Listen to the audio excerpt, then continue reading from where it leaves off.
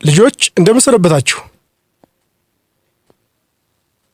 አምስተኛ ክፍል ሂሳብ ነው የምንመለከተው። አሁን እንግዲህ ምዕራፍ 1 አምስተኛ ክፍል ስለ ክፍልፋዮች ባለፈው ተምራችኋል። ሶስት አይነት ክፍልፋዮች እንዳሉ ተምራችኋል። የመጀመሪያው መደበኛ ክፍልፋይ የሚባል ምን እንደሆነ ተምራችኋል። መደበኛ ክፍልፋይ፣ ኢ መደበኛ ክፍልፋይ፣ እንዲህ ደግሞ ድብልቅ ክፍልፋይ ምን አልኳችሁ? መደበኛ ኢ መደበኛ እንዲሁ ደግሞ ድብልቅ ክፍልፋዮች።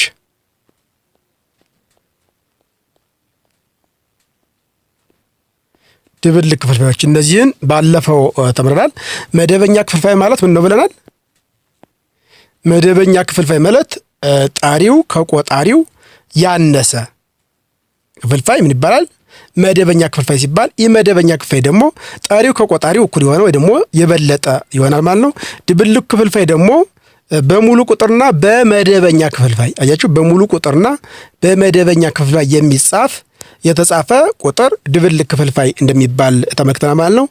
በዚያም መልበጃዎችን ሰርታችኋል። እንግዲህ በዛሬው ደግሞ የምንመለከተው ምንድን ነው? ክፍልፋዮችን ማወዳደር የሚለውን እንመለከታለን ማለት በዛሬው ዕለት ገጽ 6 ላይ ክፍልፋዮችን ማወዳደር፣ አምስተኛ ክፍል ሂሳብ ክፍልፋዮችን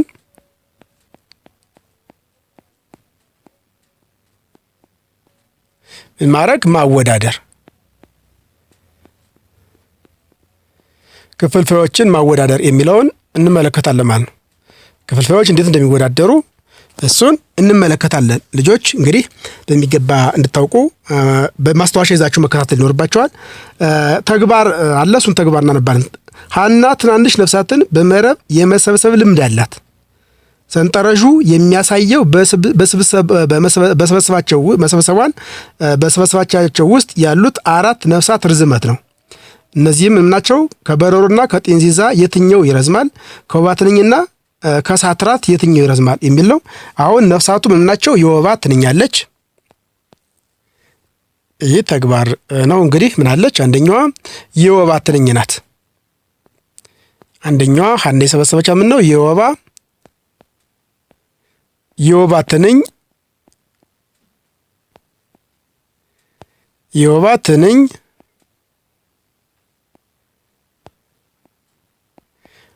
ሰበሰባ ርዝመቷ ስንት ነው?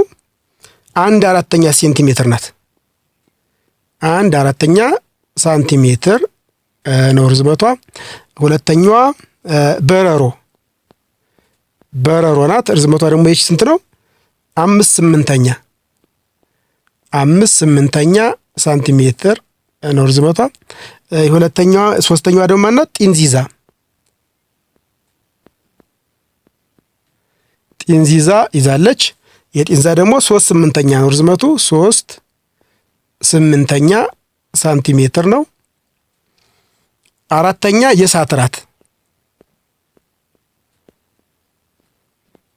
የሳትራት ደግሞ 1/2 ናት። 1/2 ሴንቲሜትር ነው ርዝመቷ ማለት ነው።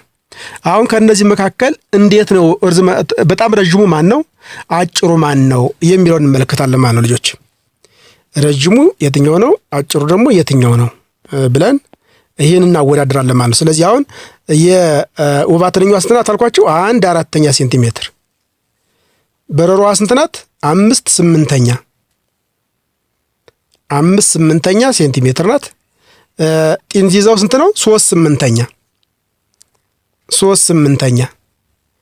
የሳትራት ደግሞ ስንት ናት? 1/2 ሴንቲሜትር ነው። ስለዚህ አሁን እነዚህን እንዴት ነው የምታወዳድሩት ነው? የትኛው ረጅም የትኛው አጭር ነው የሚለውን እንዴት ነው የምታውቁት? እሱን እንመለከታለን ማለት ነው። ይህንን ነው የምንመለከተው። ክፍልፋዮችን ለማወዳደር ሞዴል፣ የቁጥር መስመር እንዲሁም አቻ ክፍልፋዮችን መጠቀም ይቻላል። ለምሳሌ የትኛው ይረዝማል በረሮ ወይስ ጢንዛ የሚለውን 5/8 እና 3/8 ለማወዳደር ሞዴል መጠቀም ይቻላል ማለት ነው። ምን መጠቀም እንችላለን? ሞዴል መጠቀም እንችላለን። አሳያችሁ ነው። ይሄን የትኛው ይረዝማል የሚለውን ለማወቅ እንጠቀማለን። ሞዴል እንጠቀማለን። ሞዴል ጥቅመን እንሰራለን ማለት ነው። ለምሳሌ 5/8 ከስንት የተከፈለ ነው? አሁን ከ8 የተከፈለ 5/8 ማለት አንድ ሞዴል ስንሰራ እንደዛ አድርገን እንሰራለን። ከስንት ተከፍሏል? ከ8 የተከፈለ ማለት ነው። ከ8 1 2 3 4 5 6 7 8 ሆነ ማለት ነው። 1 2 3 4 5 6 7 8። ስለዚህ አሁን ስንቱ ተቀልሟል? 5ቱ ቀለም ተቀብቷል ብለን እናስበው። ምሳሌ ይሄ ተቀብቷል፣ ይሄኛውም ተቀብቷል። 5 3 4 5 አያችሁ፣ 5ቱ ተቀባ። ይሄ ለምሳሌ ማን ይሆን? በረሮ ቢሆን ጭኛዋ በረሮ ብትሆን እንደገና ማናል ጢንዚዛ ደግሞ አሁንም ስንት ነው? ጢንዚዛ ስንት ነው ደግሞ? 3/8 አይደለ? ጢንዚዛው ደግሞ 3/8 ነው ብንል አሁንም ሞዴል እንሰራለን ማለት ነው።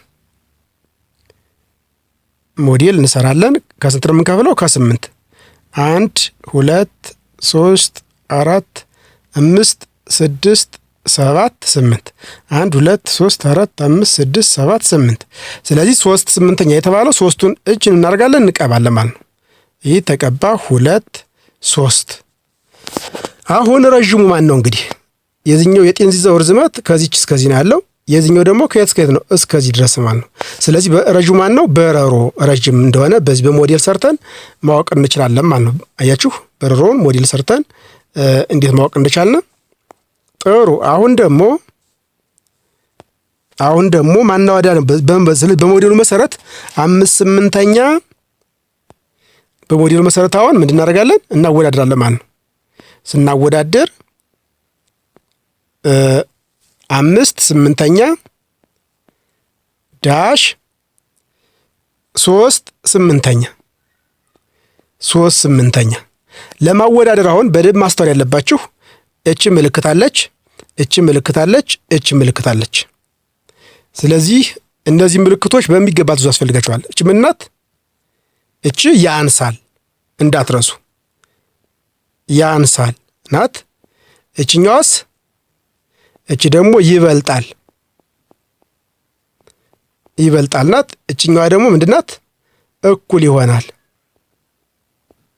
እኩል ይሆናል ማለት ነው እቺኛዋ። ስለዚህ በዚህ መሰረት የምታወዳድሩ ማለት ልጆች፣ በዚህ መሰረት አሁን በእነዚህ 5/8 ዳሽ 3/8 ቢባል እንዴት ነው የምናወዳድረው? የትኛው ነው የሚገባው? አሁን ጣሪያቸው የተለያየ ነው። ቆጣሪያቸው ደግሞ ነው ተመሳሳይ ነው። ቆጣሪ ማለት ይሄ ነው። ይሄኛው ምን ይባላል? ጠሪ። እነዚህ ላይ ያሉት ጠሪዎች ናቸው። ከታች ያሉት ደግሞ ቆጣሪ ነው። ስለዚህ ቆጣሪያቸው ተመሳሳይ ከሆነ 8 ስለሆነ ተመሳሳይ ነው። ስለዚህ የላይኞች እናወዳድራለን ማለት ነው። 5 እና 3 ስናወዳደር ከ5 እና ከ3 ማን ይበልጣል? 5 ይበልጣል። ስለዚህ መልሱ ማን ይሆናል? 5/3 ይበልጣል ከ3/8 ማለት ነው። ስለዚህ እቺኛዋ ማን ናት? 5/8 ማን ነው? 5/8 በረሮ ማን ነው? በረሮ በርዝመት ከማን ይበልጣል? ከጢንዚዛ። የበረሮ ርዝመት ከጢንዚዛው ምን ይሆናል? ይበልጣል ማለት ነው። ጎበዝ ልጆች፣ አሁን ይህንን በደንብ ከያዛችሁ ወደሚቀጥለው ደግሞ ስንሄድ የሚቀጥለውን ስንመለከት ደግሞ ምን እናገኛለን? የትኛው ይረዝማል? የወባ ትንኝ ወይስ የእሳት ራት የሚለውን ደግሞ ለማወዳደር እናደርጋለን። 1/4 እና 1/2 ለማወዳደር የቁጥር መስመር መጠቀም እንችላለን ደግሞ ማለት ነው። ስንት? 1/4 እና 1/2 አያችሁ። 1/4 እና 1/2 ደግሞ ለማወዳደር ምን እንጠቀማለን? የቁጥር መስመር መስራት እንችላለን ማለት። ለምሳሌ የወባ ትንኟ የቁጥር መስመር ስንሰራ እንዴት ነው? የቁጥር መስመር እንደዚህ አድርገን ብንሰራ፣ የቁጥር መስመር እንዲህ አድርገን ብንሰራ ቁጥር መስመሩ ከስንት እስከ ስንት ነው የምንከፍለው? እዚህ ለምሳሌ 0 ቢሆን እዚህ ደግሞ ማን ቢሆን? 1 ቢሆን በመካከላቸው ማን አለ? በመካከላቸው ማን አለ? 1/4 2/4 እዚያ 3/4 ብለን እንከፍላለን ማለት ነው። 1/4 አሁን እነዚህ በዜሮ እና በአንድ መካከል የሚገኙ ናቸው። ስለዚህ 1/4ኛ፣ 2/4ኛ፣ 3/4ኛ፣ 4/4ኛ ሲሆን ምን ይሆናል? አንድ ሆነ ማለት ነው። አያችሁ እዚህ ላይ 4/4ኛ ሲሆን እዚህ ጋር ሲደርስ ስንት ይሆናል? አንድ ሙሉ ይሆናል ማለት 4/4ኛ ሲሆን። ስለዚህ አሁን እንዴት ነው የምናወዳደረው? የሳትራቷን ደግሞ ስንመለከት አሁን የወባ ትንኟ ስንት ናት ብያችኋለሁ? 1/4ኛ ነው ማለት ከ0 እስከ 1/4ኛ እስከዚህ ድረስ 1/4ኛ ድረስ ነው። 1/4ኛ ሴንቲሜትር ናት። የሳትራቷ ደግሞ ስትረዝማለች 1/2ኛ ናት ተብሏል ማለት ነው። 1/2ኛ የሳትራቷን ከላይ እንሳላት። የሳትራት እዚህ ላይ ማን አለ? 0 አለ። እዚያ 1 አለ። እዚያ ማን አለ? 2 አለ ማለት ነው። 1 እና 2 አለ። ወይም ደግሞ በቀላሉ እንድትረዱት እዚህ ላይ ማን እናድርገው? 1 እናደርጋለን ማለት ነው። በዜሮ እና በአንድ መካከል እናድርጋቸው ሁለቱንም እንዲያድርገን በማናማን በዜሮ እና እዚህ 0 አለ። እዚህ ደግሞ 1 አለ። እዚህ ላይ 1 አለን ማለት ነው። ስለዚህ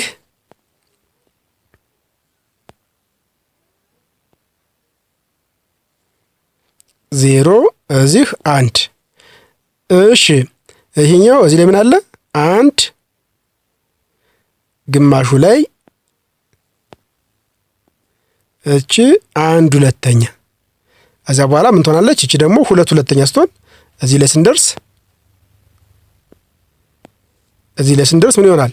2/2ኛ ሲሆን 1 ሙሉ ይሆናል ማለት ነው። 2/2ኛ ከዚህ ተነስቶ እዚህ ሲደርስ ስንት ይሆናል? 2/2ኛው ደግሞ 1 ሙሉ ይሆናል ማለት ነው።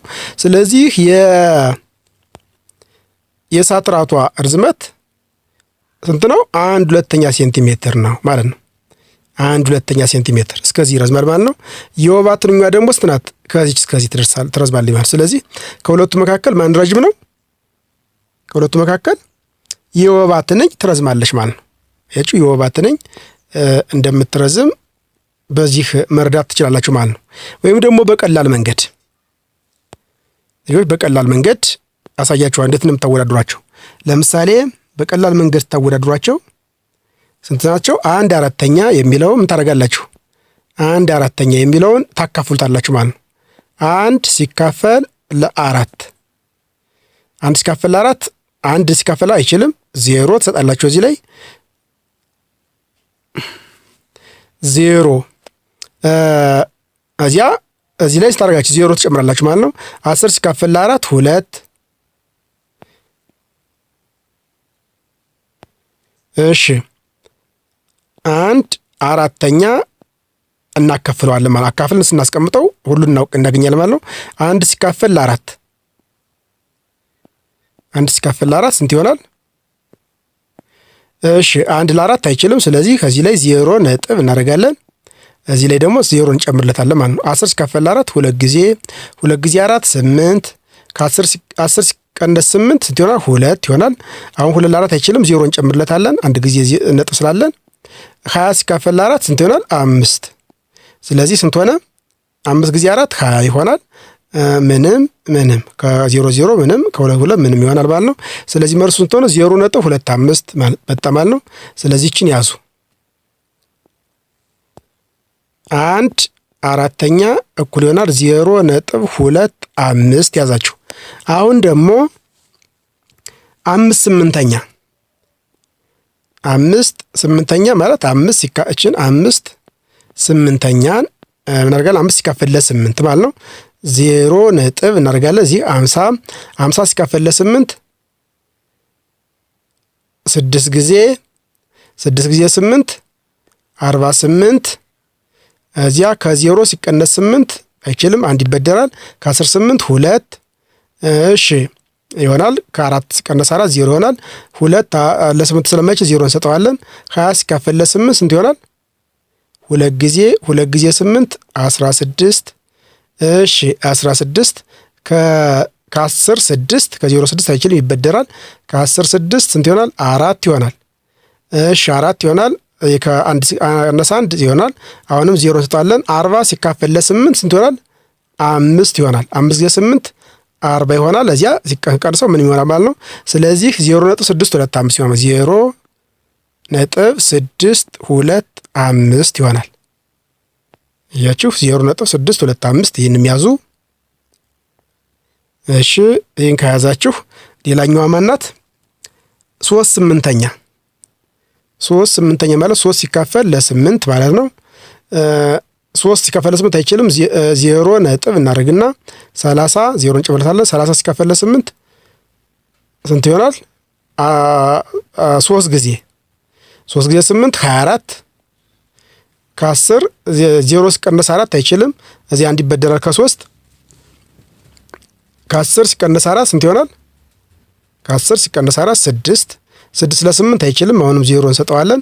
60 ሲካፈል ለ8 7 ጊዜ 8 56 እዚያ ከ10 ሲቀነስ 6 4 ይሆናል። 0 እንሰጠዋለን። 40 ሲካፈል ለ8 5 ይሆናል። 5 ጊዜ 8 40 ይሆናል። እዚያ ስንቀንሰው ምንም ይሆናል ማለት ነው። ስለዚህ ስንት ሆነ? 3/8 ስንት ሆነ? 3/8 እኩል ይሆናል 0.375 አያችሁ፣ እንደዚህ ሆነ። ከዛ ማንቀረችን 1/2 1/2 ማለት 1 ሲካፈል ለ2 ማለት ነው። 1 ለ2 አይችልም። 0 ነጥብ እሺ፣ እዚያ 0 እንሰጣለን። ስለዚህ 10 ሲካፈል ለ2 5 ይሆናል። 5 ጊዜ 2 10 ምንም። ስለዚህ 0.5 ይሆናል ማለት 1/2 አያችሁ። 1/2 ደግሞ እኩል ይሆናል ስንት? 0.5 ሳንቲሜትር ናቸው ሁሉም። አሁን 0.25 መጣ፣ 0.65 0.375 እዚያ 0.5 ሳንቲሜትር ሆኖ ማለት ነው። አሁን ረዥሙ ማን ነው የሚለውን ልንመለከት። አሁን ሁሎችም ምንድናቸው? 0.0 ናቸው ሁሎችም።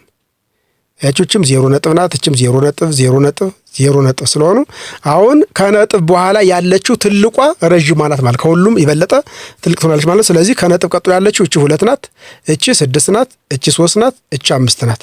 ስለዚህ አንደኛ ትልቅ ማን ነው? እቺኛው 5/8 አንደኛ ረዥም ናት ማለት ነው። 5/8 ማን ናት? 5/8 በረሮ አንደኛ ረዥም ናት። ሁለተኛዋ ረዥም ደግሞ ማናት ብለን ስንመለከት ሁለተኛዋ ረዥም 0.375 እቺ ነጥብ 3 አለች፣ ነጥብ 2 ነጥብ 5 ከነዚህ መካከል ማናት? ነጥብ 5 እቺ አያችሁ፣ ነጥብ 5 አለች። እቺ ማናት? እቺ ደግሞ ሁለተኛ ረዥሟ ማለት ነው። በጣም ረዥሟ በረሮ ናት። ሁለተኛ ረዥሟ ደግሞ ማናት? 1/2ኛዋ የእሳት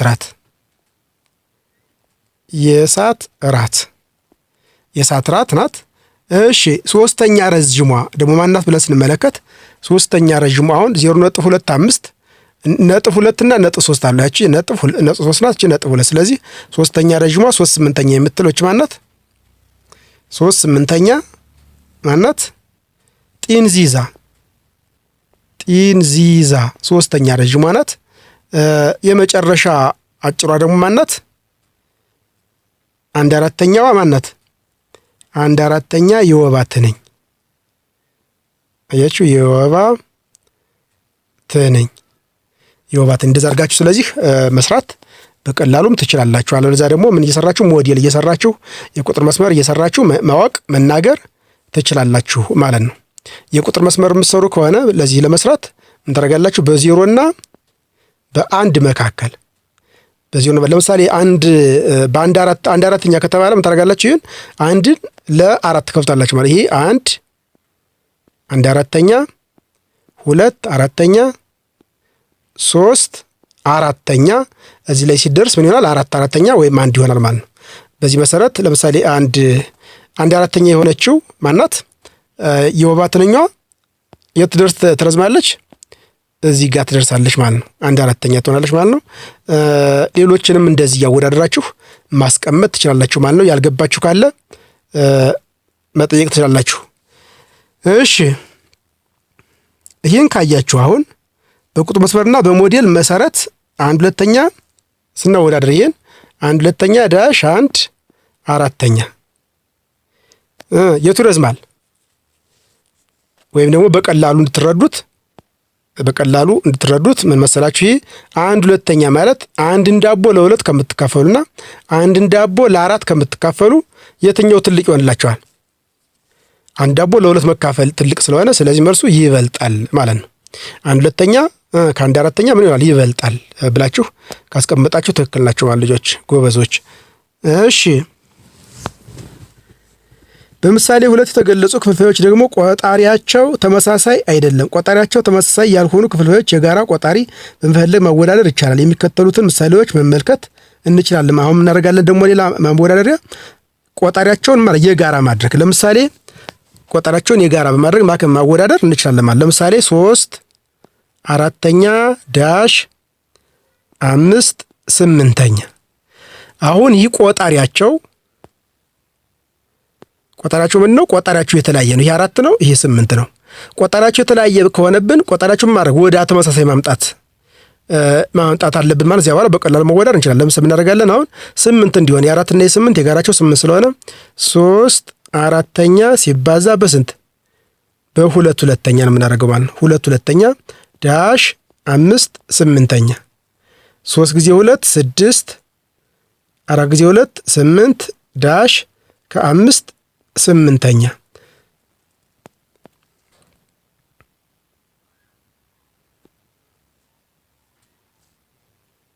ስናወዳድር ውስጥ መጣል ነው 6/8 ዳሽ 5/8 አሁን መልሱ ማን ይገባል? 6/8 ከ5/8 ምን ይሆናል? ይበልጣል። አያችሁ እንደዚህ አድርገን የጋራ ቆጣሪ እንዲኖራቸው በማድረግ ማወዳደር እንችላለን ማለት ነው። እሺ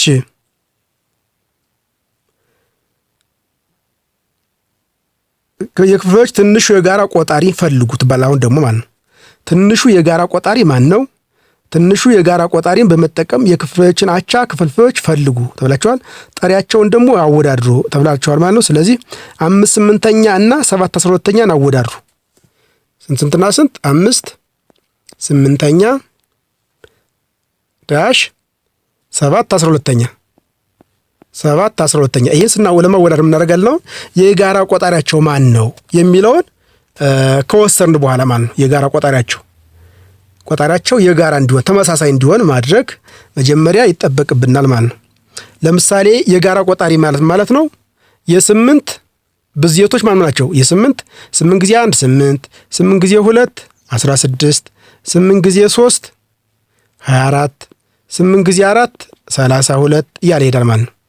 የ12 ደግሞ የጋራ ብዙዎችን ስንመለከት ብዜቶችን ነው እንጂ የ12 ብዜቶች 1 ጊዜ 12 12 2 ጊዜ 12 24 3 ጊዜ 12 36 እያለ ይሄዳል ማለት ነው። በዚህ መሰረት አሁን የጋራ ትንሹ የጋራ ብዜት አግኝተናል። ትንሹ የጋራ ብዜታቸው ማን ነው ብለን ስንመለከት ማን አለ? 24 እዚህ አግኝተ የጋራ እዚህም 24 አለ ማለት ነው። ስለዚህ ትንሹ የጋራ ብዜታቸው 24 ነው። በስንት ተባዝቶ ነው? 8 በስንት? 8 በ3 ተባዝቶ 12 ደግሞ በ2 ተባዝቶ ማለት ነው። ስለዚህ ይሄንን ወደ ጋራ ደግሞ እንዴት ነው የምንቀይረው? እሺ 5 ወደ ስንት እንዲመጣ? ወደ 24 5/8 ሲባዛ 3/3 ዳሽ 7/12 ሲባዛ በ2/2 አልነው ማለት ነው። ምክንያቱም 3/3 ማለት 1 ማለት ነው። 2/2 1 ማለት ስለሆነ በሌላ ቁጥር እንዳባዛው እንዳታስቡ የጋራ ለማምጣት ነው እንጂ የተለየ ቁጥር ጨመርንበት የለም። 5 ጊዜ 3 15 8 ጊዜ 3 24 ዳሽ 7 ጊዜ 2 14 12 በ2 24 ስለዚህ የሚገባው ማን ነው? ከ15 24ኛ ዳሽ 14 24ኛ መልሱ ምን ይሆናል? ይበልጣል ይሆናል ማለት ነው። ምክንያቱም 10 አሁን እናደርጋለን ጠሪውን እናወዳድራለን ማለት ጠሪውን 15 እና 14 እናወዳድራለን። ምክንያቱም ታችኛው ቆጣሪው ምን ነው ተመሳሳይ ስላደረግነው ጠሪዎች ብቻ መወዳደር እንደዚህ ማስቀመጥ እንችላለን። 15 24ኛ ከ14 24ኛ ስለሚበልጥ ስለዚህ መልሱ የምናስገባው ነው ከመጀመሪያው ቁጥር ማለት ነው። ይሄኛው እኛ ሰርተን ለማረጋገጥ ያደረግነው ሙከራ ነው።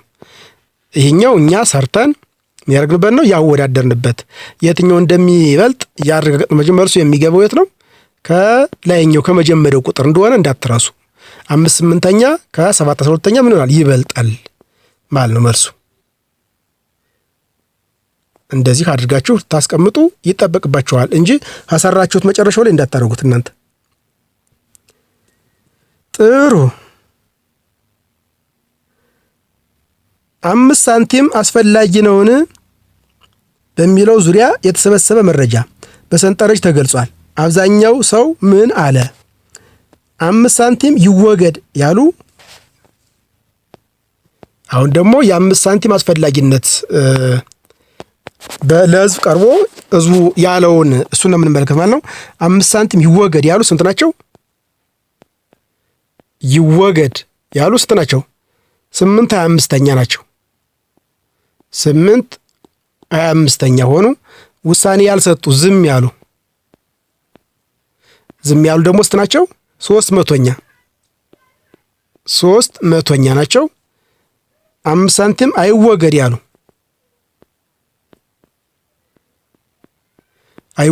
ደግሞ ስንት ናቸው? 13/20 ናቸው። አብዛኛውን ሰው ውሳኔ ለማወቅ ክፍልፋዮችን ማወዳደር ያስፈልጋል ማለት ነው። ትንሹ የጋራ ቆጣሪያቸው ስንት ይሆናል? 100 ነው የሚሆነው። ስለዚህ ምን እናደርጋለን? አሁን የጋራ ቆጣሪያቸው የ25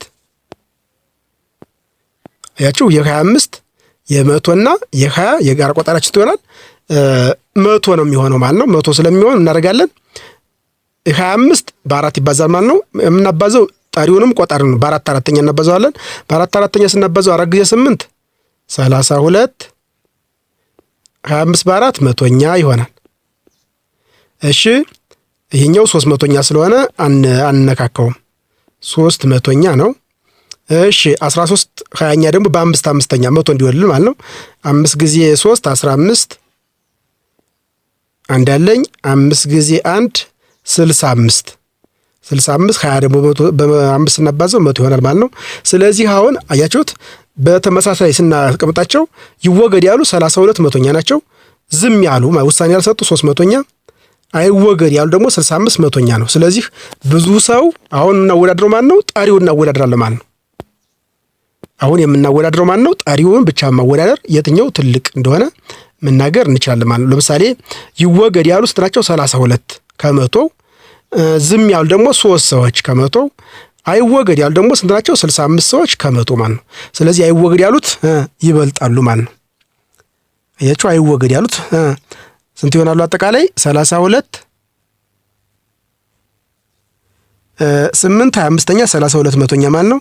3/10 3/100 ያለው እንዳለ ይቀመጣል። ያንኛው 13/20 65/100 ስለሆነ ስለዚህ በዚህ መሰረት 65/100 ይበልጣል። አያችሁ ስናወዳድረው 65/100 ይበልጣል ከስንት? ከ32/100 ከ32/100 ይበልጣል ከ3/100። እንደዚህ አድርገን አወዳድረን ማስቀመጥ እንችላለን ማለት ነው። እንደዚህ አድርገን በቀላሉ አወዳድረን ማስቀመጥ እንችላለን ማለት ነው። ደጋግማችሁ ስትሰሩት የበለጠ ግልጽ ይሆንላችኋል። ያልገባችሁን ደግሞ በቅርባችሁ ያሉ ታላላቆቻችሁ ያስረዷችኋል። ለእኔም አስተያየት ብትጽፉ ደግሞ የበለጠ ግልጽ አድርጌ ማስቀመጥ እችላለሁ ማለት ነው። ዋና ሐሳብ የክፍልፋዮችን ማወዳደር እንዴት ነው የሚለውን ሐሳቡን አሁን በሚገባ ትይዛላችሁ ማለት ነው። ተመሳሳይ ቆጣሪ ያላቸውን ሁለት ክፍልፋዮች ስናወዳድር ጠሪው ትልቅ የሆነው ክፍልፋይ ይበልጣል ማለት ነው። ምን አይነት ናቸው? ተመሳሳይ ቆጣሪ ያላቸው። ለምሳሌ 5/8 ዳሽ 3/8። አሁን ቆጣሪያቸው ስንት ነው? ቆጣሪያቸው 8/8 ነው። ተመሳሳይ ስለሆነ የምናወዳድረው እኛ ማንን ነው? ጠሪውን ብቻ እናወዳድራለን ማለት ነው። ስንትና ስንትን? 5ና 3ን ስናወዳድር ማን ይበልጣል? 5 ስለሚበልጥ ይሄ እንደዚህ ይበልጣል እናስቀምጣለን ማለት ነው። ስለዚህ ተመሳሳይ ቆጣሪ ያላቸው እንደዚህ እናወዳድራለን። አሁን ደግሞ ተመሳሳይ ጠሪ ያላቸው ሁለት ክፍልፋዮችን ስናወዳድር ቆጣሪው ትንሽ የሆነው ክፍልፋይ ይበልጣል ማለት ደግሞ አይሽ ተመሳሳይ ጠሪ ያላቸው ለምሳሌ 8/2ና 8/3 ብንል ተመሳሳይ ጠሪ ያላቸው በደንብ አስተውሉ። ተመሳሳይ ጠሪያቸውን ስንት ነው? ጠሪ 8 ይሄም 8 ነው፣ 8 ነው። ተመሳሳይ ሆነ ማለት ነው። ስለዚህ ተመሳሳይ ጠሪ ያላቸው ሁለት ክፍልፋዮችን ስናወዳድር ቆጣሪው ትንሽ የሆነ ክፍልፋይ ቆጣሪው አሁን ይሄ 2 ነው፣ ይሄኛው 3 ነው። ቆጣሪው ትንሽ የሆነ ክፍልፋይ ይበልጣል። አያችሁ? ይበልጣል ማለት ስለዚህ መልሱ ማን ነው?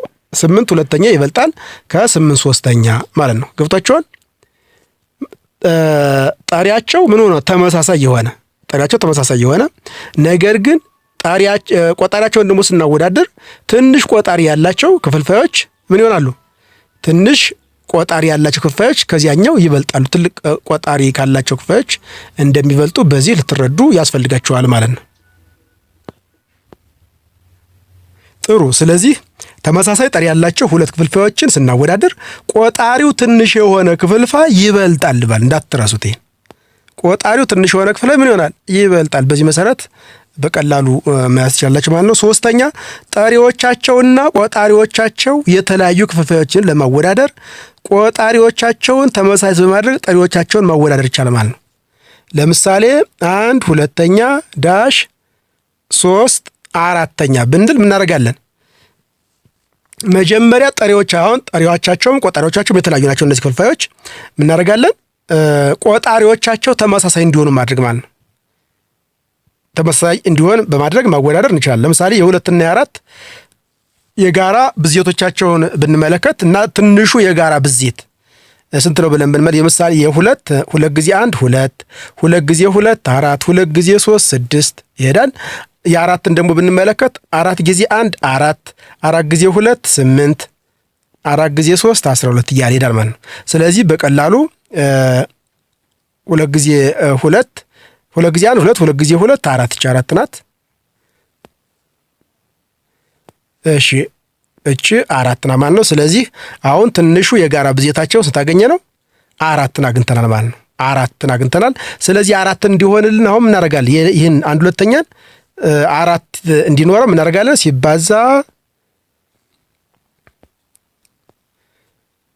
ሲባዛ በስንት? በ2 ሁለተኛ በ2 ሁለተኛ ብናደርገው ሲሆን 1 ሲባዛ በ2 2 2 ሲባዛ በ2 4 ሆነ ዳሽ 3 አራተኛ ሆነ ማለት ነው። አሁን ምን ሆነ? ቆጣሪያቸው ተመሳሳይ ሆነልን ማለት ነው። ቆጣሪያቸው ተመሳሳይ ስለሆነ አሁን ጠሪያቸውን ብቻ ምን ማድረግ ማወዳደር እንችላለን ማለት ነው። ጠሪያቸውን ማወዳደር እንችላለን ማለት ነው። ለምሳሌ ከ2 እና ከ3 ማን ይበልጣል? 3 ስለሚበልጥ 2 ያንሳል ይሆናል ማለት ነው። ስለዚህ መልሱ እንደዚህ አድርገን እናደርጋለን። ጠሪዎቻቸውና ቆጣሪዎቻቸው የተለያዩ ክፍልፋዮችን ለማወዳደር ቆጣሪዎቻቸውን ተመሳሳይ በማድረግ አያችሁ፣ ቆጣሪዎቻቸው ተመሳሳይ በማድረግ ጠሪዎቻቸውን ማወዳደር እንችላለን ማለት ነው። እሺ አሁን ደግሞ ሁለት ድብልቅ ቁጥሮችን በምናወዳድርበት ጊዜ ደግሞ ሁለት ድብልቅ ቁጥሮችን እንዴት ነው የምናወዳድራቸው የሚለው ስንመለከት ምን እናደርጋለን? ሙሉ ቁጥሮች የተለያዩ ከሆኑ ሙሉ ቁጥሮችን ብቻ ማወዳደር በቂ ይሆናል ማለት ነው። ሙሉ ቁጥሮቹ የተለያዩ ከሆኑ ሙሉ ቁጥሮችን ብቻ ማወዳደር በቂ ይሆናል። ምክንያቱም ድብልቅ ቁጥር የሚጻፈው ምን ነው? በሙሉ ቁጥርና በመደበኛ ክፍልፋይ። መደበኛ ክፍልፋይ ማለት ደግሞ ጠሪው ከቆጣሪው ያነሰ ስለሆነ፣ ስለዚህ በቀላሉ ሙሉ ቁጥሮች የተለያዩ ከሆኑ ምን እናደርጋለን? ሙሉ ቁጥሮችን ብቻ ማወዳደር እንችላለን። እንዲሁ ደግሞ ሙሉ ቁጥሮቹ ተመሳሳይ ከሆኑ ክፍልፋዮችን ማወዳደር በቂ ይሆናል ማለት ነው። ያቺው ሙሉ ቁጥሮቹ የተለያዩ ከሆኑ ሙሉ ቁጥሮችን እናወዳደራለን። ሙሉ ቁጥሮቹ ተመሳሳይ ከሆኑ ደግሞ ክፍልፋዮችን ማወዳደር በቂ ይሆናል ማለት ነው። ስለዚህ በዚህ መሰረት መመልከት እንችላለን። ለምሳሌ 2 ሙሉ 1 ሁለተኛ ዳሽ 3 ሙሉ 1 ሁለተኛ ብንላውን ከ2 እና 3ን ማወዳደር እንችላለን ማለት ነው። ምክንያቱም ሙሉ ቁጥሮች ምን ናቸው? የተለያዩ ስለሆኑ ማለት ነው። ሙሉ ቁጥሮች የተለያዩ ስለሆኑ 2 ሙሉ 1 ሁለተኛ ዳሽ 3 ሙሉ 1 ሁለተኛ ብንል ያንሳል ይሆናል ማለት ነው። 2 ከ3 ስለሚያንስ። እሺ እናደርጋለን። እንደገና ደግሞ ለምሳሌ እቺም 3 ሙሉ ብትሆን ማለት ነው 3 ሙሉ 1 ሁለተኛ ዳሽ 3 ሙሉ 1 አራተኛ ብንል ደግሞ ይሄን 1 አራተኛ ብንል የቱ እናወዳደራለን? ክፍልፋዮችን እናወዳደራለን። ከ1 ሁለተኛና ከ1 አራተኛ ማን ይበልጣል? ከ1 ሁለተኛና ከ1 አራተኛ ማን ይበልጣል? 3 ሙሉ ስለዚህ እንደዚህ ሲሰጠን አሁን 3 ሙሉ 1 ሁለተኛ ዳሽ 3 ሙሉ 1 አራተኛ ቢባል እናደርጋለን። ክፍልፋዮችን አሁን ይሄኛው ምንድነው ተመሳሳይ ስለሆኑ 3 ናቸው። ማንና ማን እናወዳድራለን? አሁን ክፍልፋዮችን ብቻ እናወዳድራለን ማለት ለምሳሌ ማንና ማንን 1 ሁለተኛና 1 አራተኛ የትኛው ይበልጣል የሚለውን በመወዳደር እናደርጋለን፣ እናስቀምጣለን። ለምሳሌ 1 ሁለተኛ ማለት አንድ ነገር ለሁለት ከመካፈልና አንድ ነገር ለአራት ከመካፈል የቱ ይበልጣል? አንድ ነገር ለሁለት መካፈል ይበልጣል። ስለዚህ በዚህ መሰረት እንደዚህ ክፍሎች ብቻ በመወዳደር 3 ሙሉ 1 ሁለተኛ ይበልጣል ከ3 ሙሉ 1 አራተኛ ብላችሁ ማስቀመጥ ትችላላችሁ ማለት ነው። መልመጃ 2 ከዚህ በታች የተሰጡን አረፍተ ነገሮች ትክክል ከሆኑ እውነት፣ ትክክል ካልሆኑ ደግሞ ሐሰት ማለት መልሱ ተብላችኋል። ይህን አብረን እንመለከታለን። ትክክል የሆነው ምን ትላላችሁ? እውነት ትላላችሁ። ትክክል ያልሆነው ደግሞ ሐሰት ትላላችሁ። 5 ሙሉ 3 አራተኛ 5 ሙሉ 3 አራተኛ ዳሽ 5 ሙሉ 1 ሁለተኛ። እሺ ምን ያለን ያንሳሉናል ማለት ያንሳል ተብለናል። ስለዚህ እንዴት ነው የምናወዳድረው? ይሄን አሁን ይሄኛው 5 እና 5 ምን ናቸው? 5 እና 5 የጋራ ስለሆኑ ስለዚህ ማን እናወዳድራለን? ክፍልፋዮችን ብቻ እናወዳድራለን ማለት ነው። ማና ማን 3 እና 3 አራተኛንና 1 ሁለተኛ እናወዳድራለን ማለት ነው። ስለዚህ እኛውን ደግሞ የጋራ ቆጣሪ እንዲኖራቸው እናደርጋለን። እችኛዋን በ2 ሁለተኛ እናባዛለን ማለት ነው። እችን ሲባዛ በ2 ሁለተኛ ስናረጋት ስንት ይሆናል? 3 አራተኛ ምን ትሆናለች? 3 አራተኛ ዳሽ 2 አራተኛ ይሆናል ማለት ነው። ከ3ና አሁን ምን ሆነ? ቆጣሪያቸው ተመሳሳይ ሆነ፣ 4 ሆነ። ከ3ና ከ2 ማን ይበልጣል? 3 ይበልጣል። ስለዚህ መልሱ ምን ነው? ይሄ ሐሰት ነው ማለት ነው። ይሄ ሐሰት ይሆናል ማለት ነው። ምክንያቱም ይሄ ያንሳል ስላለ ይሄ መልሱ ይበልጣል ነው የሚሆነው። 5 ሙሉ 3 አራተኛ ይበልጣል ከ5 ሙሉ 1 ሁለተኛ ይሆናል ማለት ነው። ስለዚህ መልሱ ሐሰት ነው ካላችሁ ትክክል ናችሁ። መልሱ ሐሰት ነው፣ ምክንያቱም ይሄ ስለሚበልጥ ማለት ነው። 5 ሙሉ 3 አራተኛ ይበልጣል ከ5 ሙሉ 1 ሁለተኛ። ጥሩ። ይሄ እንደዚህ ከሆነ ቀጣዩ ጥያቄ ደግሞ ምን ነው ብለን ስንመለከት ልጆች፣ ቀጣዩ ጥያቄ 7 ሙሉ 5 ስድስተኛ 7 ሙሉ 5 ስድስተኛ ዳሽ 8 ሙሉ 3 አራተኛ 8 ሙሉ 3 አራተኛ። አሁን ደግሞ ምን ነው የምናደርገው? ማን እንመለከታለን? ሙሉ ቁጥሩ እንመለከታለን ማለት ነው።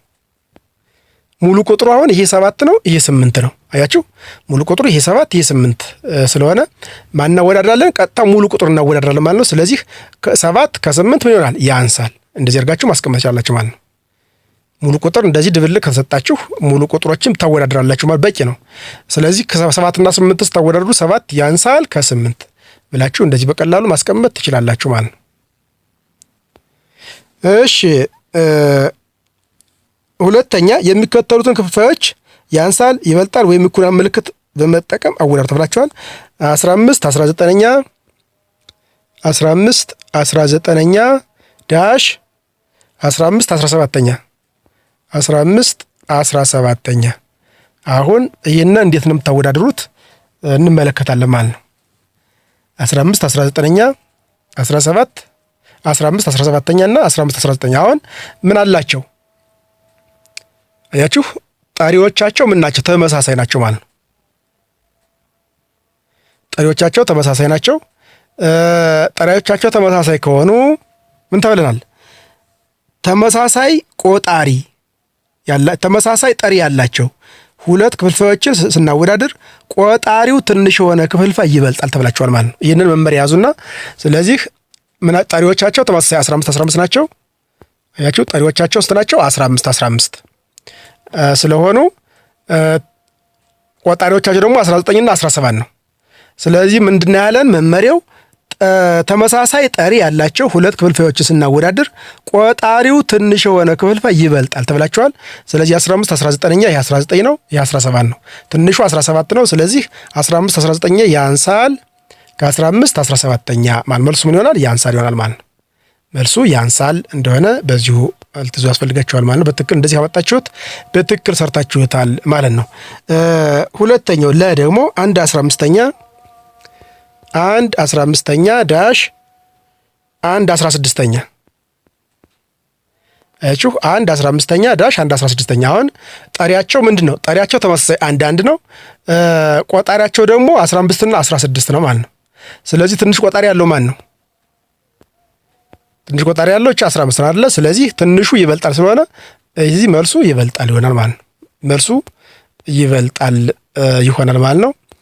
እሺ ሐመርኋ 14 25ኛ 14 25ኛ ዳሽ 14 20ኛ 14 20ኛ ብትባሉ አሁን ጠሪዎቻቸው ምን ናቸው? ጠሪዎቻቸው ተመሳሳይ ናቸው ማለት ነው። ስንት ናቸው? 14 እችም 14 ናት።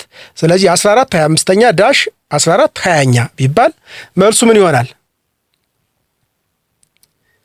14 25ኛ ዳሽ 14 20ኛ ብንባል አሁን ትንሽ ቆጣሪ ያለው ምን ይሆናል? ትልቅ ነው ይበልጣል ስለተባለ 14 25ኛ ያንሳል ከ14 20ኛ ማለት ነው መልሱ። 14 25ኛ ከ14 20ኛ ያንሳል ብላችሁ ካስቀመጣችሁ ትክክል ናቸው። የሚከተሉትን ክፍሎች ከትንሹ በመጀመር በቅደም ተከተል ጻፉ ተብላችኋል። አሁን ደግሞ በቅደም ተከተል መጻፍ ነው የምንመለከተው። በቅደም ተከተል ምን ማድረግ መጻፍ ነው የምንመለከተው ማለት ነው። 3 5ኛ 3 5 3 8ኛ 3 6ኛ እዚያ 3 4ኛ 3 ስንተኛ? 4ኛ 3 5ኛ 3 8ኛ 3 6ኛ እና 3 4ኛ እነዚህ ናቸው። በቅደም ተከተል እንዴት እንደምንጽፋቸው እንመለከታለን። እሺ በቅደም ተከተል የምንጽፋቸውን የ6 የ4 የ8 የ5 ምን ናቸው? ጠሪዎቻቸው ተመሳሳይ ናቸው ማለት ነው። ጠሪዎቻቸው ምን ናቸው? ተመሳሳይ ጠሪ ያላቸው። በደንብ ተመልከቱ። ጠሪዎቻቸው ስንት ናቸው? እቺ 3 ናት፣ እቺም 3 ናት። 3 3። ስለዚህ ጠሪዎቻቸው ተመሳሳይ ከሆኑ ቆጣሪው ደግሞ ትንሽ ያለው ትልቅ ነው ማለት ነው። ትንሽ ቆጣሪ ያለው ምን ነው? ትልቅ። ካሁን ከ4 ከ6 ከ8 ከ5 ትንሹ ማን ነው? 4 ነው ትንሹ። ስለዚህ ምን ይሆናል? ትልቅ ይሆናል ከእነዚህ መካከል። ስለዚህ ትልቁ የሚከተሉ ክፍሎች ከትንሹ በመጀመር በቅደም ተከተል ከትንሹ ነው የምንጀምረው ማለት ነው። ስለዚህ ትንሹ ምን ይሆናል? ትልቅ ቆጣሪ ያለው ማለት ነው። ትልቅ ቆጣሪ ስንት ነው? 3 8ኛ። ከዚያ ቀጥሎ ደግሞ ከ8 ቀጥሎ 6 ነው። 3 6ኛ። ከዚያሳ 3 5ኛ እና 3 4ኛ። ይሄ በጣም ትንሽ ነው። ይሄም ትንሽ፣ ይሄ ትንሽ፣ ይሄ በጣም ትልቁ ማለት ነው። በጣም ትንሹ ይሄ ነው። ይሄ ተለቅ ያለ፣ ይሄ ተለቅ ያለ፣ ይሄ በጣም ትልቁ ማለት ነው። ምንድነው? ይሄን የምታወዳድሩበት መመሪያው ነው። ምን ይላል? ተመሳሳይ ጠሪ ያላቸው ሁለት ክፍሎችን ስናወዳድር ቆጣሪው ትንሽ የሆነው ክፍልፋይ ይበልጣል ማለት ነው። ቆጣሪው ትንሽ የሆነው ክፍልፋይ ይበልጣል ማለት ነው። በዚህ መሰረት በቅደም ተከተል እንደዚህ አድርገን እናስቀምጣለን ማለት ነው። በደንብ በሚገባ ተመልክታችሁ ለመስራት ሞክሩ። አልበለዚያ ከበድ ያለ ሊመስላችሁ ይችላል፣ ግን በጣም ቀላል ነው። እሺ አሁን ደግሞ የምንመለከተው ለ ነው። 4 5ኛ 4 5ኛ 2 5ኛ 9 5ኛ 9 5ኛ 7 5ኛ እነዚህን አሁን ስናወዳድራቸው ምን ነው የምንመለከተው? አሁን ቆጣሪያቸው ምን ነው? ተመሳሳይ ነው። ደግሞ እነዚህ ቆጣሪያቸው 5 5 5 5 ስለሆነ ምን እናደርጋለን? ጠሪዎችን እንመለከታለን ማለት ነው። ጠሪው የተለያየ ነው፣ ቆጣሪ ደግሞ ተመሳሳይ ነው። ይሄ ደግሞ መመሪያው ምን ይላል? ተመሳሳይ ቆጣሪ ያላቸው ሁለት ክፍልፋዮችን ስናወዳድር ጠሪው ትልቅ የሆነው ክፍልፋይ ይበልጣል ማለት። ጠሪው ትልቅ የሆነው ትልቅ ነው ማለት ነው። ስለዚህ ከትንሹ ስንጀምረውን ከነዚህ ከ4 ከ2 ከ9 ከ7 ትንሹ ማን ነው? 2 ስለሆነ 2 5ኛ በጣም ትንሽ ነው። ቀጥሎ ደግሞ ተለቅ ያለው ማን ነው? 4 5ኛ። ቀጥሎ ማን ነው? 7 5ኛ። ቀጥሎ ማን ነው? 9 5ኛ። 9 5ኛ በጣም ትልቁ እንደሆነ ተረድታችሁ በዚህ መልኩ ልናወዳደር እንችላለን ማለት ነው። ማወዳደር እንደዚህ አድርገን እናስቀምጣለን ማለት ነው። እሺ ሐመርኋ ምን ይላል? 7 3ኛ 7 3ኛ 4 5ኛ 4 5ኛ 2 ሙሉ 3 5ኛ 2 ሙሉ እዚያ 6 10ኛ 6 10ኛ። አሁን በዚህ ምን ያያችሁ ነው?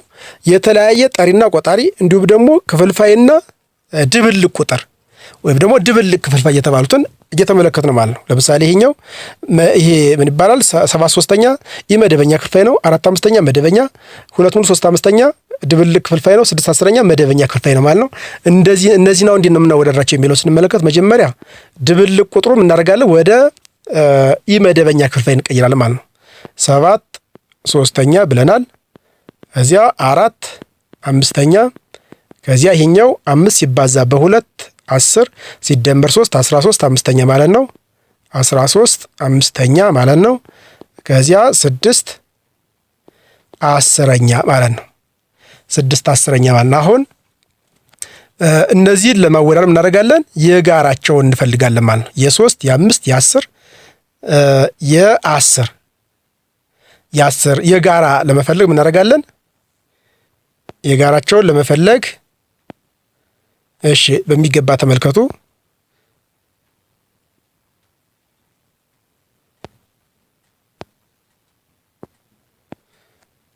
7 ስንተኛ? 3ኛ 4 5ኛ 13 5ኛ 6 10ኛ ብለናል። እነዚህን የጋራ ምን እንዲኖራቸው የጋራ ቆጣሪ እንዲኖራቸው እናደርጋለን ማለት ነው። ማወዳደር እንድንችል የ3 የ5 እና የ10 ስንት ይሆናል ማለት ነው?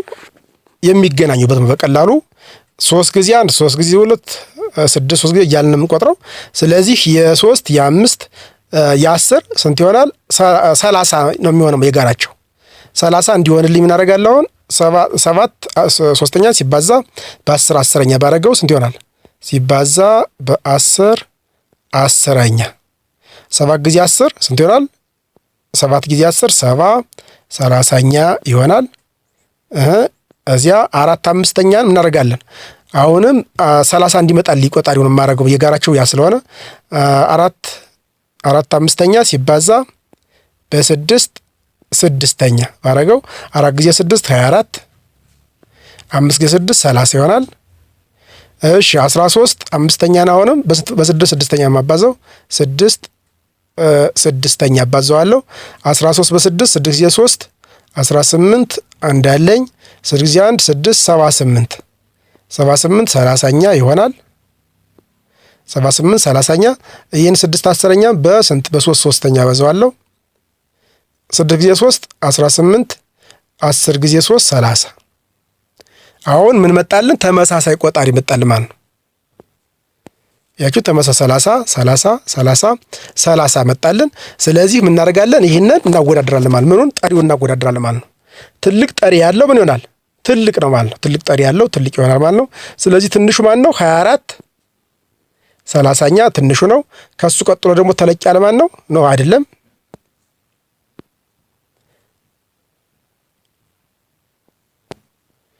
24 30ኛ አለ 10 ትንሹ ማን ነው? ትንሹ 18 ከ78 24 70 እንደዚህ ማለት ነው። ትንሹ 18 30ኛ ትንሹ ነው። ቀጥሎ ተለቅ ያለ 24 30ኛ ከዚያ ቀጥሎ 70 30ኛ እዚያ 78 30ኛ ስለሆነ በዚህ መሰረት አሁን እናደርጋለን። ቁጥሮቹ ምን ይሆናሉ? እናንተ ምን ታደርጋላችሁ? ይሄ ቁጥር የመጣ የትኛው ክፍልፋይ እንደሆነ በደንብ መያዝ አለባችሁ ማለት። ለምሳሌ 7 3ኛ ምን መጣልን? 70 30ኛ መጥቶልናል። 4 5ኛ ስንት መጣልን? 24 30ኛ መጥቶልናል።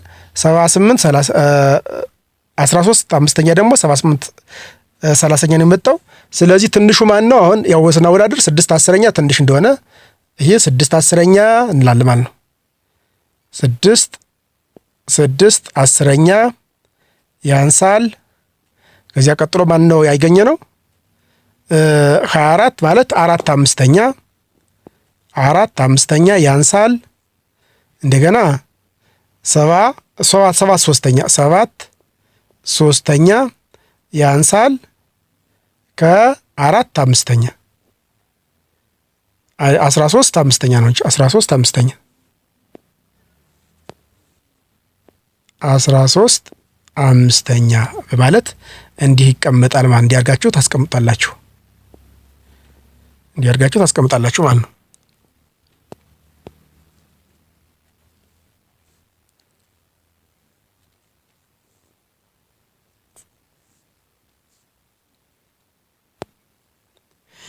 እሺ አሁን ማወዳደር እንግዲህ ይህን ይመስላል። ከታች የተመለከተውን የቁጥር ጨረር በመጠቀም ቀጥሎ የቀረቡትን ጥያቄዎች እውነት ወይም ሐሰት ማለት መልሱ ተብላችኋል። አሁን የቁጥር መስመሩ ምን አለ?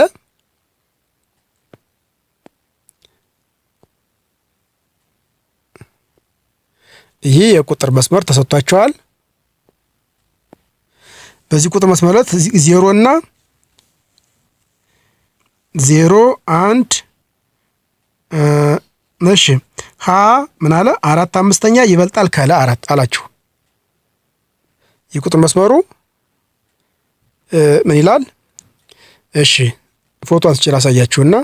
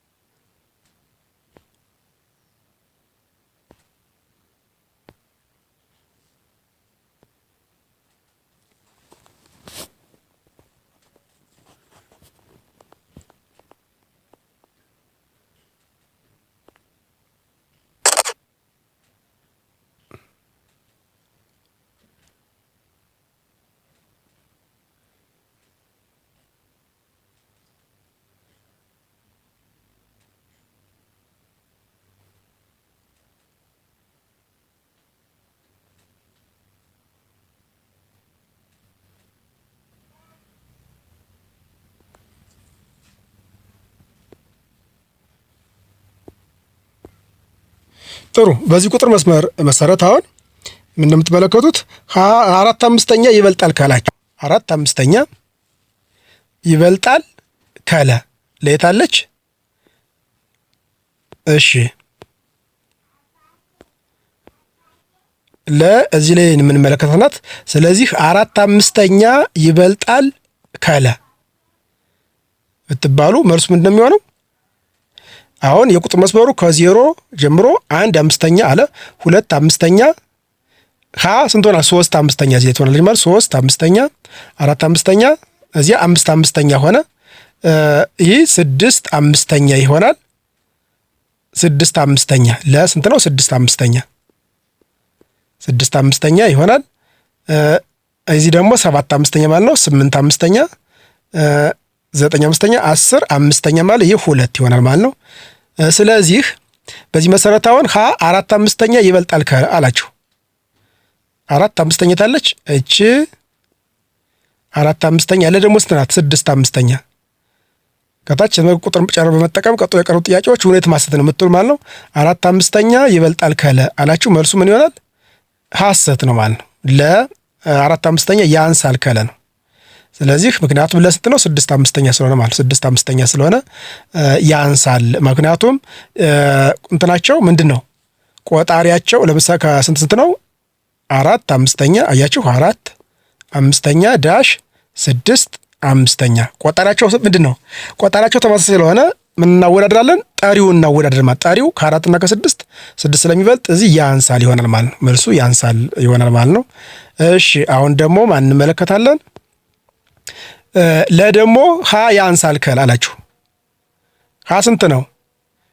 ይህ 6/5 ነው ብያችኋለሁ። 6/5 ሀ ደግሞ ስንት ነው? 1/5 2/5 3/5 ነው። ይሄ 3/5። ስለዚህ ሀ ያንሳል ከለ 3/5 ያንሳል ከ6/5 መልሱ እውነት ይሆናል ማለት ነው። ይህ እውነት ነው። አመርኋ መ ይበልጣል ከ2 ሙሉ 1/5 አላችሁ። መ ስንት ነው? 6/5 ነው። 7/5 8/5 9/5 10/5 መ 2 ነው ማለት ነው። 2 ስለሆነ መ ይበልጣል ከ2 ሙሉ 1/5 አለ። መልሱ ሐሰት ይሆናል ማለት ነው። ምክንያቱም መ 2 ያንሳል ከ2 ሙሉ 1/5 ነው እንጂ 2 ይበልጣል ከ2 ሙሉ 1/5 አይሆንም። ስለዚህ መልሱ ሐሰት ይሆናል ማለት ነው። ይህ ሐሰት ይሆናል። መ ደግሞ ለ እኩል ይሆናል ከ1 ሙሉ 1/5 ጋር ለስንት ነው? ለ1 ሙሉ 1/5 ማለት ስትባል ነው 5 ሲባዛ በ1 6 ሲደመር 1 7/5 ይሆናል። ይሄ መ ደግሞ ስንት ነው? 6/5 አይደለ? ስለዚህ ይህም ሐሰት ይሆናል ማለት ነው። ይህም ሐሰት ነው። ሐሰት በደንብ ስትሰሩት ታገኙታላችሁ ማለት ነው። እሺ ሰ ደግሞ ለ ያንሳል ከመ አላችሁ። ለ6/5 ነው። መ ደግሞ 2 ነው። ለ6/5 ያንሳል ከ2 ይመልሱ እውነት ነው ማለት እውነት ነው አላችሁ። ጥሩ ልጆች፣ በዚህ መሰረት እናንተ ምን ታደርጋላችሁ? በሚገባ መስራት ትችላላችሁ ማለት ነው። እሺ አንድ ተማሪ አሁን ደግሞ የምንመለከተው ምንድን ነው?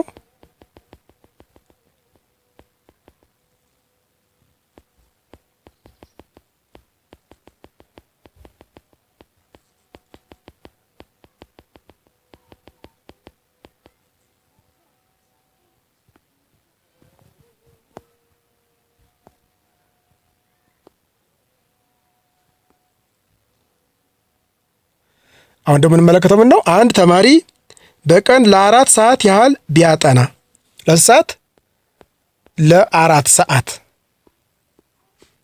በቀን ለ4 ሰዓት ያህል ቢያጠና የቀኑ ስንተኛውን አጥንቷል? አያችሁ፣ የቀኑን ስንተኛ አጠና?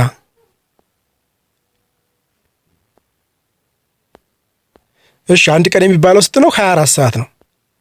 አንድ ቀን የሚባለው 24 ሰዓት ነው። ስለዚህ ይህ ተማሪ ለስንት ሰዓት አጠና? ለ4 ሰዓት አጠና ማለት ነው። ከዚህ ውስጥ የቀኑን ስንተኛ አጠና ማለት ነው? ስንተኛ አጠና? 1/6ኛውን አጥንቷል ማለት ነው። 1/6ኛ ምክንያቱም 24 ሲካፈል ለ6 ስንት ይሆናል? 4 ስለሚሆን የቀኑን 1/6ኛ አጥንቷል ማለት የቀኑን 1/6ኛ እንዳጠና በዚህ መናገር ትችላላችሁ ማለት ነው። የቀኑን 1/6ኛ አጥንቷል። ራሄል የአንድን ርቀት 2/3 በእግሯ ተጓዘች። እንዲሁም ሮቤል በተመሳሳይ ሰዓት የዚያን ርቀት 4/5 ተጓዘ። ፈጣኑ ተጓዥ ማን ነው ተባለችው። ያቻው ታወዳድሮ ማለት ነው። እንተባላችሁ ለምሳሌ ይሄ ጉዞ እዚህ እስከዚህ ቢሆን ራሄል የዚህን ርቀት 2/3ኛውን ማለት ነው 2/3ኛውን ተጓዘች ማናት? ራሄል ተጓዘች። የዚያኑ ርቀት ደግሞ ሮቤል 4/5ኛውን ተጓዘ ማለት ነው። 4/5ኛውን ደግሞ ማን ነው? ሮቤል። እቺ ራሄል ናት። ራሄል ይህን ተጓዘች። ሮቤል ደግሞ 4/5ኛውን ተጓዘ። አሁን በጣም ፈጣኑ ማን ነው የሚለው ነው። ይህንን እናወዳድራለን ማለት ነው። በጣም ረጅም ጉዞ የተጓዘው ማን ነው የሚለውን ስናወዳድር ማን እናወዳድር? 2/3ኛና 4/5ኛ 2/3ኛንና 4/5ኛን። አሁን የእነዚህ የጋራቸው ስንት ነው? 15 ስለሆነ እቺ 3 ወደ 15 እንዴት እንደምትወጣልኝ 5 ወደ 15 እንደምትመጣልኝ አስብና ምን እናደርጋታለን? እናባዛታለን ማለት ነው። ለምሳሌ 2/3ኛ ሲባዛ በስንተኛ? በ5/5ኛ ባረገው ይሄን ደግሞ በ3/3ኛ ባረገው ምን ይሆናል? ተመሳሳይ ምን ይሆናል? ተመሳሳይ ቆጣሪ ይኖራቸዋል ማለት ነው። 5 ሲባዛ በ2 10 5 ሲባዛ በ3 15ኛ ይሆናል። ዳሽ 4 ሲባዛ በ3 12 5 ሲባዛ በ3 ደግሞ 15 ይሆናል ማለት ነው። ስለዚህ ትልቁ ማን ነው ወይም ፈጣን የሆነው ማን ነው? ይሄኛው ሮቤል ነው ማለት ነው።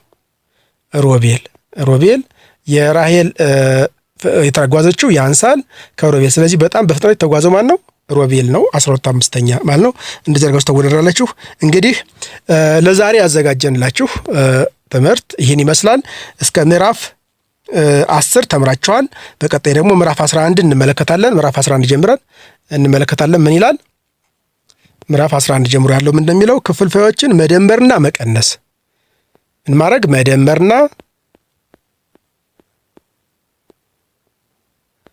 መቀነስ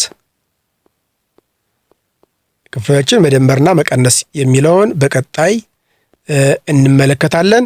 እስከዚያው ድረስ ደህና ሰንብቱ። በጣም በደንብ አጥኑ ልጆች፣ በደንብ በሚገባ አጥኑ። ያልገባችሁን ጠይቁ፣ ቤተሰቦቻችሁን ጠይቋቸው። እንዲሁም ደግሞ ለእኔም መጠየቅ የምትፈልጉት ነገር ካለ አስተያየት ብትጽፉልኝ በሚገባ ደግሞ አዘጋጅቼ ግልጽ ያልሆነውን በሚገባ አዘጋጅቼ አቀርብላችኋለሁ። እንግዲህ ደግመን እስከምንገናኝ ደህና ሰንብቱ።